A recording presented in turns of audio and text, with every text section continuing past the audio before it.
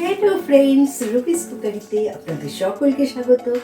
আজ আমি রসুনের একটা রেসিপি আপনাদের বানিয়ে দেখাবো, যেটা আমাদের খুবই উপকারে লাগে। প্রত্যেকদিন এক কোয়া করে রসুন খাওয়া কিন্তু প্রত্যেকটা মানুষের কাছে খুবই দরকার, কারণ এই রসুন আমাদের শরীরে যে গাঁটে গাঁটে ব্যথা বা বাত, এটাকে সহজেই সারিয়ে ফেলতে পারে। তাছাড়া সর্দি কাশির যাদের ধাত, তারাও কিন্তু এই রসুন খেতে পারে। কিন্তু এমনি রসুন খেতে কারোরই ভালো লাগে না। আজকে আমি একটা সুস্বাদু রেসিপি আপনাদের বানিয়ে দেখাচ্ছি, রসুনের আচার, যেটা আপনারা ভাত, রুটি বা যে কোনো কিছুর সাথেই খেতে পারেন। তাহলে আসুন দেখিয়ে দিচ্ছি আজকে আমি কিভাবে রসুনের আচার বানালাম। প্রথমে আমি একটা শুকনো কড়াতে 1 টেবিল স্পুন মৌরি নিয়ে সামান্য নেড়ে নিচ্ছি, যাতে ময়েস্ট ভাবটা চলে যায়। মেথিও আমাদের খুবই উপকারে লাগে। এই মেথি আমি 2 টেবিল স্পুন নিয়ে নিচ্ছি, সেটাকে একটু নেড়ে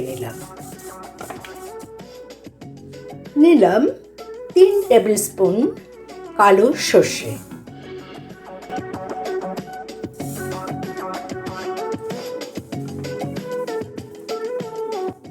সব কিছু একটু কম আছে, লো টু মিডিয়াম হিটে আমি প্রায় 2 মিনিট ধরে ঘুরিয়ে নিলাম।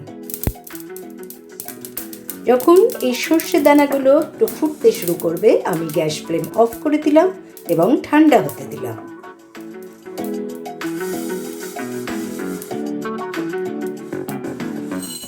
কাঁচের একটা পাত্রে আমি এটাকে ঢেলে নিলাম এবং ঠান্ডা হতে দিলাম।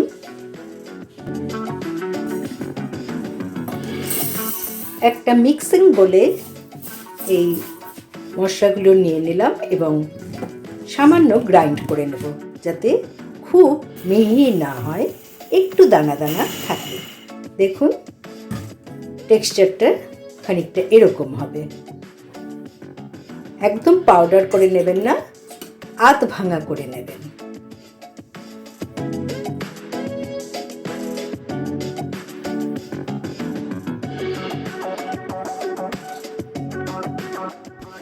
এক কাপ আমি তেল নিচ্ছি, এটা এডিবল তেল নিয়েছি, কিন্তু আপনারা যে কোনো তেল এখানে ইউজ করতে পারেন, চাইলে সর্ষের তেলও ইউজ করতে পারেন। আমি এখানে নিয়ে নিই 1/4 টিস্পুন হিং, 1 টেবিল স্পুন কালো জিরে,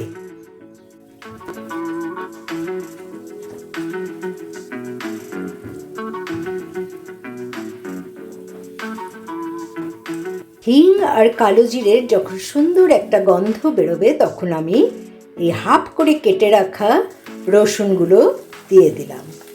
রসুনগুলো যেগুলো বড় দানা, অবশ্যই মাঝখান দিয়ে চিড়ে নেবেন। এবারে তেলে দিয়ে এটাকে মিডিয়াম ফ্লেমে যতক্ষণ না একটা ব্রাউনিশ ভাব আসবে, ততক্ষণ ভালো করে নেড়ে নিন। দেখুন এরকম হবে।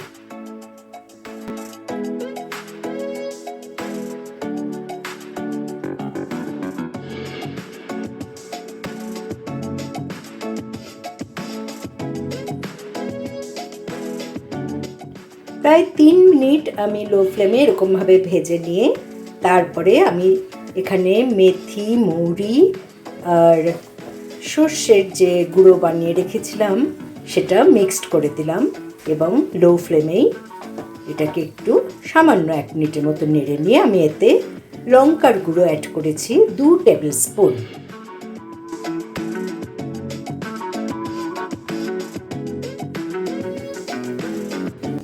দেড় চামচ আমি এখানে সল্ট অ্যাড করে নিলাম।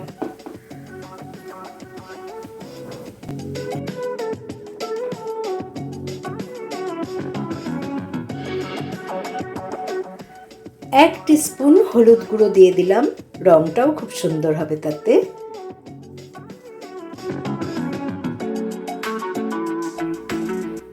2 টেবিল স্পুন লেমন জুস আমি এতে অ্যাড করে নিচ্ছি।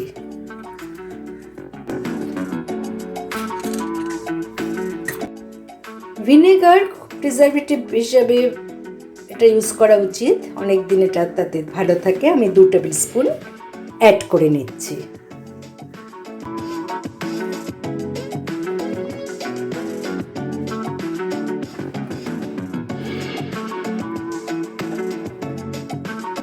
ব্যাস রেডি হয়ে গেল আমার এই রসুনের আচার।